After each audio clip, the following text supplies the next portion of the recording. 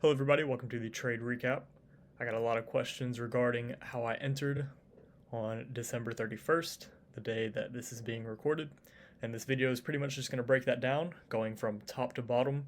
Now I'm not going to waste your guys' time, we're going to get right into it, and it's going to be short and simple. So looking at the daily chart on the NASDAQ and the Dow, we have the NASDAQ on the left and the Dow on the right. As you can see, we have a daily TPD right here. And the reason why we are using the Dow and why we are able to use the Dow, because normally in these past couple of months I've been using strictly the NASDAQ and the S&P. But the reason we are now able to use the Dow is because the markets are back in sync in regards to premium and discount. So whenever you have kind of a wonky asset, that's what I'll call it, in the triads, for example, the Dow typically moves on its own in the futures triad, and the pound typically moves on its own in the forex triad. Whenever they are in sync in regards to premium and discount with the other two assets within the triad, that is whenever they are best used. So as you can see right here, we have our range high and our range low. Price trades into premium. We form that TPD on both assets. And the reason why you would pick this high right here is because on the NASDAQ, that is the swing high that formed in order to make the range. So the reason why you would want to see this TPD right here is because this establishes narrative for downside movement.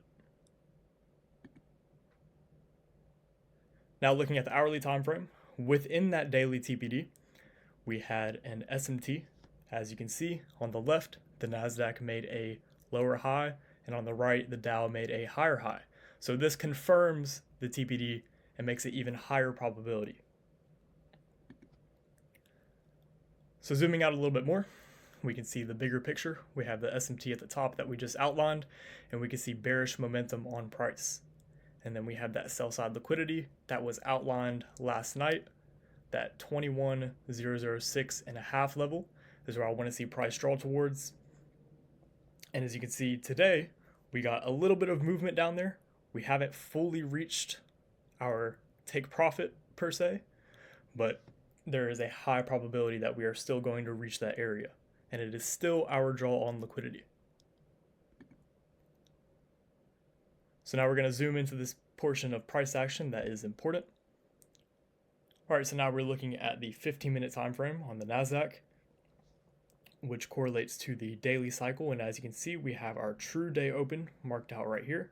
So coming in today with the bearish narrative and bearish expectation, any delivery, any price delivery above this true open, we would automatically see that as the daily manipulation before the daily distribution downwards towards the draw on liquidity that we had outlined the night before.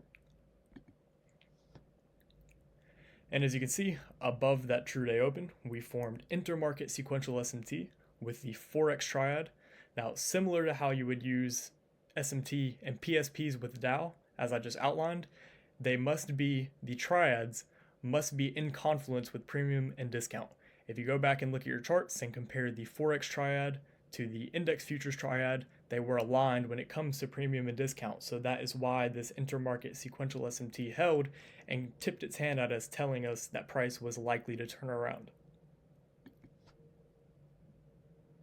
Now bringing the S&P into the equation, as you can see, as soon as the NASDAQ wicked above previous quarter's high, which is London session, we formed a 15-minute PSP. Now, the reason this PSP is important and the reason why price ran the high one more time is because it was a large wick that took out the previous quarter's high. Whenever you have a PSP that forms an SMT and that PSP wicks the high or the low, price is likely to run that high or low one more time before making the true reversal.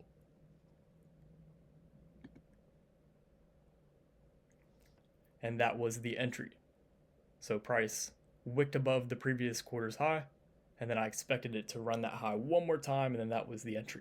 And even if you missed that entry, as you can see, what have I taught you guys in the Back to Basics series? Whenever you have a new week opening gap and a fair value gap, in confluence with one another, that is very good for continuation trades. So you could have entered right here and then took it all the way down to this minor sell side liquidity where I told everybody to take partials if you got on board with the move.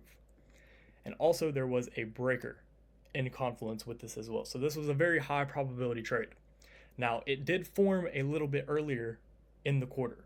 So generally New York AM session, which is Q3 of the daily cycle, that is where you'll find your high probability setups. And whenever you are trading on low probability days like today,